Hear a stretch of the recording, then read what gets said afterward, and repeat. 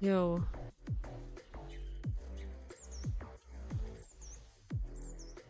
Aber ist jetzt auch irgendwie nicht so krass. Okay, warte. Ich esse mal kurz was. Dann schauen wir uns unser Buch. Basic and Mechanics. Welcome to Botania. Okay, wir werden jetzt wahnsinnig viel lesen. Welcome to Botania. Congratulate you on the fine choice of strapping a sapling and a book together, or just finding this tome in a chest. Whichever applies. You can navigate this book using the arrows at the bottom of this page, your mouse wheel, or the arrow keys in your keyboard. Despite its looks, Botania is in essence a tech mod, by definition of requiring you to put to use ingenuity, thought and redstone to create and progress. It's good to keep that in mind. Of course, you will also be rewarded with cool toys, blocks and equipment if you're worried. For all intent and purpose, Botania is a mod for anybody who likes to play the game with the primary purpose of building cool things. It is designed to be fully playable standalone, but it's also playable with other mods. Excluding a couple cases, everything in the mod is fully automatable using only Minecraft and itself. If you happen to find yourself lost, try checking out the mod's advancements or challenges, both of which can be found on the left-hand side of this book's main page. The book is laid out in a friendly way with a good amount of handy features, so before you start jumping in and playing, take a bit of time to familiarize yourself with the various tidbits around the place do. After this, you will be taken to a page where you can optionally start a tutorial that will teach you the basics of the mod in around 10 minutes, give or take. However, it teaches you only the very basics, so after you have a good foothold on those concepts, further research is a good idea. If you're unsure as to what you want to learn about, hold shift while browsing through the various categories to get a quick idea of what each thing is. The lexicon index category can be very helpful for searching, as it contains every entry in the book in one place. And that's it for this introduction. You can move on to the tutorial now. I hope you enjoy playing with Botania as much as I enjoyed making it. Okay. Wir haben das erste gelesen. Sorry für mein schlechtes Englisch. A tutorial of the basics. In-game. While one could just go through the various entries in the book in their leisure, there are also a tutorial of sorts available. Click on the button below will guide you through the basic concepts of Botania. Machen das natürlich in-game. Basic and Mechanics.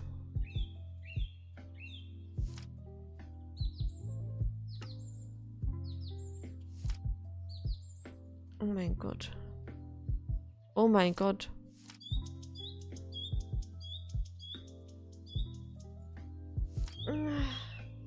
Was ist eigentlich der rote Pfeil? Intelligence. Lexikon Index.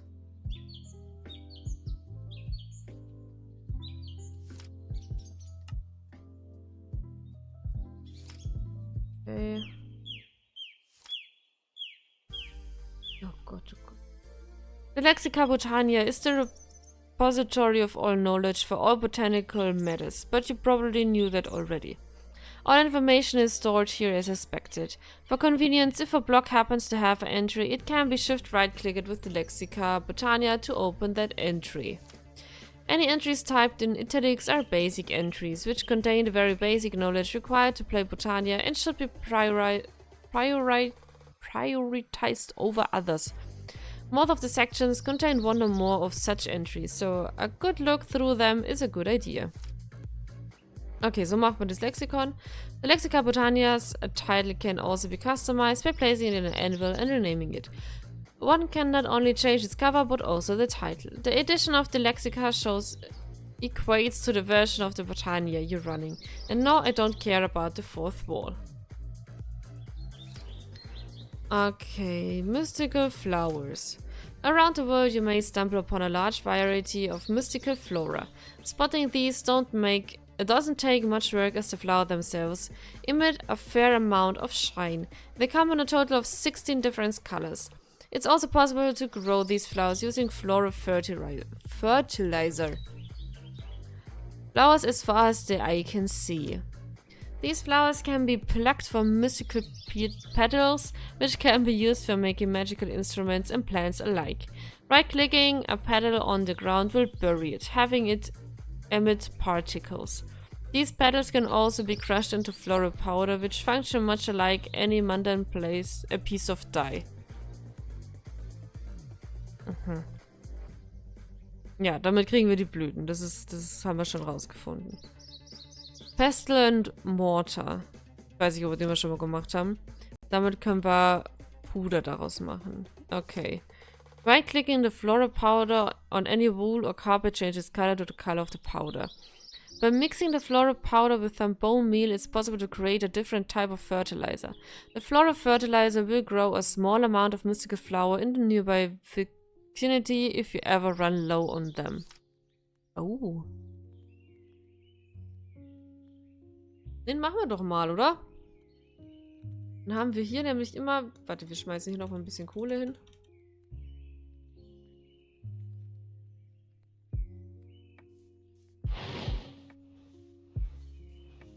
Damit der da weitermacht. Wir haben ja schon ein paar Mystical Flower Petals Dinger. Aber nicht hier drin. Auch nicht hier unten. Das ist Quatsch. Das war alles hier. Aber nee, Quatsch, ich kann die ja auch mit dem anderen Ding vervielfachen, ne? Ja, genau, da habe ich die Petals.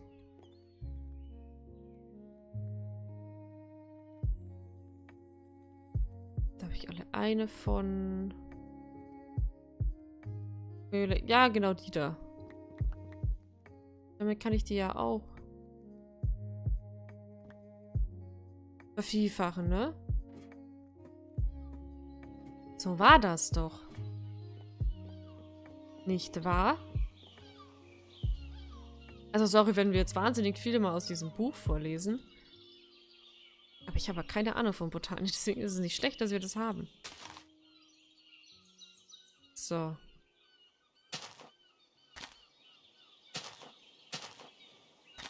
So. Jetzt haben wir ganz viel davon. So.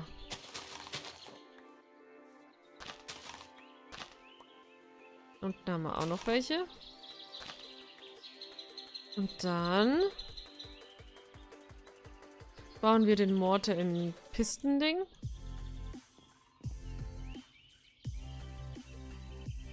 Mortar. Den da. Den habe ich schon. Okay. Warte, dann mache ich da diese Petals draus. Und dann brauche ich den Mortar. Della. Pestle and Mortar. Okay, Entschuldigung. So. Dann war das doch so. Und Bone Meal. Floral Fertilizer. Und den haue ich mir jetzt einfach auf den Boden. Ich mache das mal da, wo das Zeug eh steht.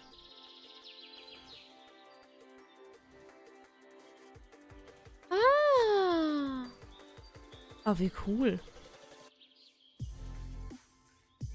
Passiert da irgendwas? Schaut nämlich irgendwie nicht so aus.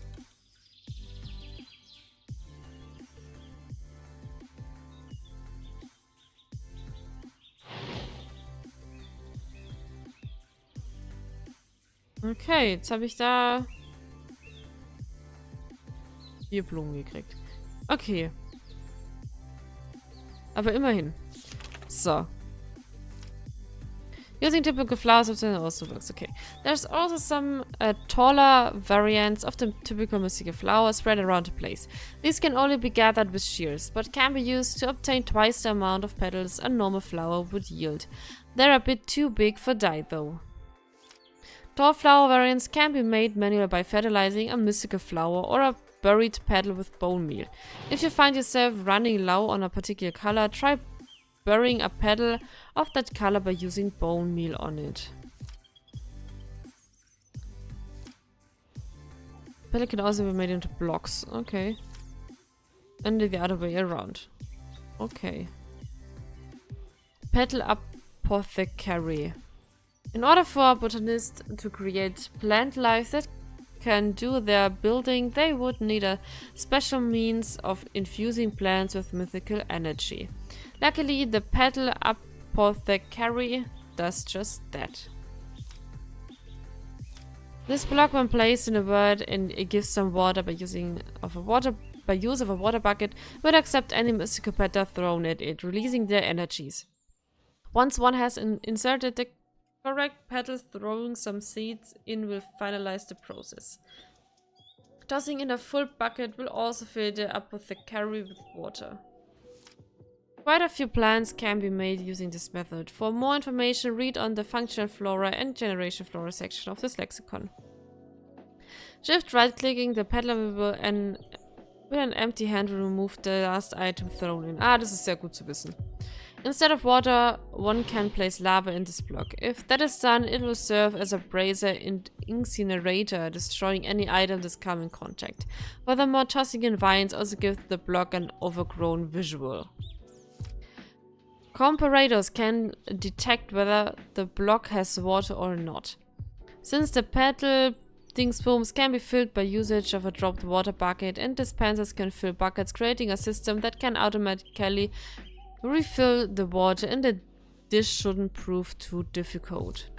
A simple tip for those who want to squeeze the biggest efficiency out of every block is as follows. Up to 20 seconds after crafting a flower, right-clicking the apothecary with an empty hand will pull another set of the same ingredients out of your inventory and put them into the apothecary for quick mass crafting. This only works if the Alter, dieses Wort. Water is refilled. Den haben wir ja schon mal gemacht. Pure Daisy, die haben wir auch schon. The Pure Daisy is not only the most basic, but also the most important flower a botanist can have. This flower will purify any ejected wood and stone blocks, as seen on the next page, into the purified counterparts living wood and living rock, which can be used for crafting. Yeah. Living rock can be turned into twigs. A few other blocks can also be purified by placing them around the flower. While not as unique as essential as the living blocks, perhaps this might come in handy. This includes netherrack into cobblestone, soul sand into sand, ice into packed ice, and water into snow. Das ist cool.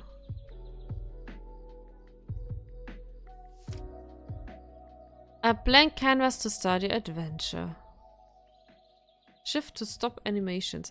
Achso, damit macht man die Pure Daisy. Nee, die haben wir ja schon mal gemacht. Das haben wir ja oben stehen.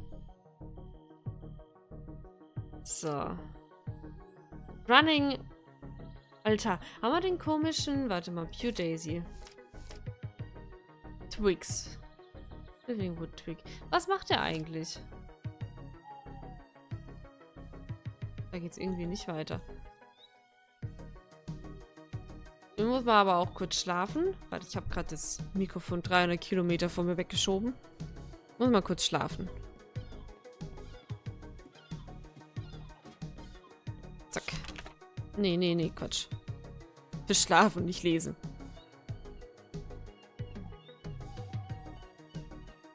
Und jetzt machen wir einen Twig. Entschuldigung. Das ist Living Wood, ne? Mach den mal weg.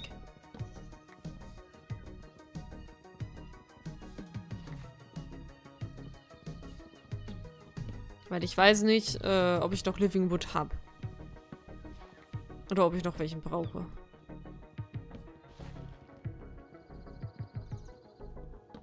Deswegen wäre das hier jetzt ganz praktisch.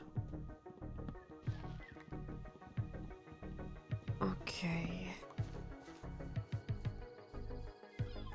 Ja.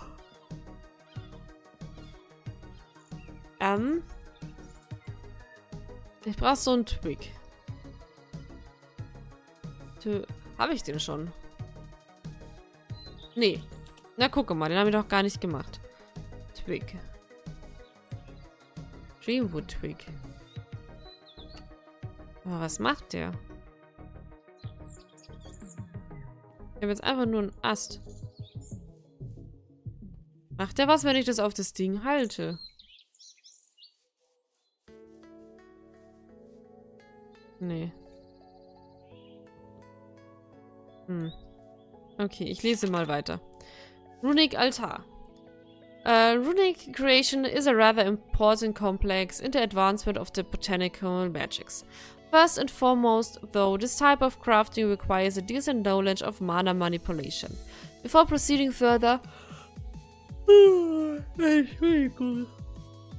read through the important entries, those in italics, on that section of the Lexica Botania might prove enlightening.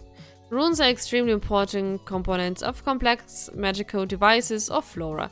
In order to create these, one requires a runic altar. To utilize this runic altar, start by placing via either a right click or simply tossing the components of the rune you want to create. Proceed by pointing a mana spreader to the altar so that mana transfer can occur. It should be apparent when the altar has received enough mana. When that happens, just drop a right-click a piece of living rock on top of them, then use the wand on it again to collect your rune.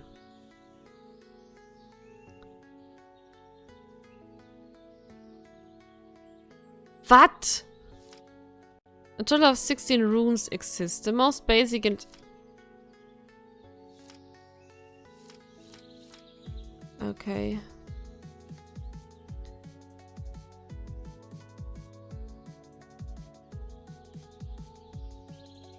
Ich brauche halt da den Mana-Pool. Aber wie war das denn? Okay, warte mal. Ich gehe mal nochmal zurück in mein... Ist gerade dieses Tutorial lesen ist fürchterlich für jemand wie mich, weil ich immer einfach nur mit denke, ja, ich probiere mal aus. Da, das ist doch dieser Wand of the Forest Dings. So, was haben wir hier? Mana in der Bottle. Nehmen wir auch mal mit. Vielleicht kann ich das da reinschütten.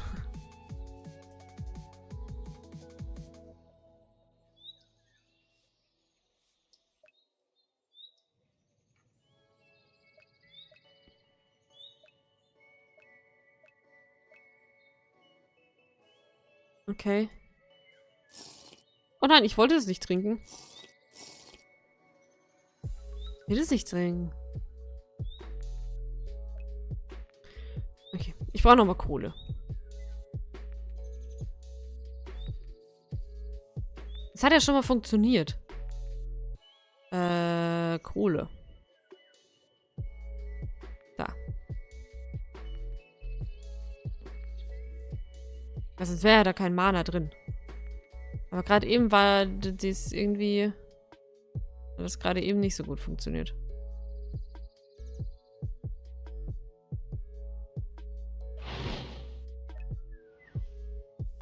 Ach, ich muss die immer wieder anschalten, oder wie?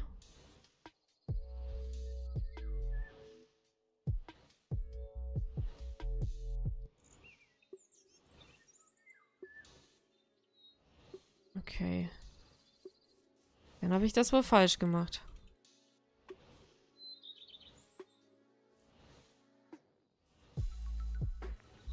Wird's jetzt mehr? Ich habe keine Ahnung.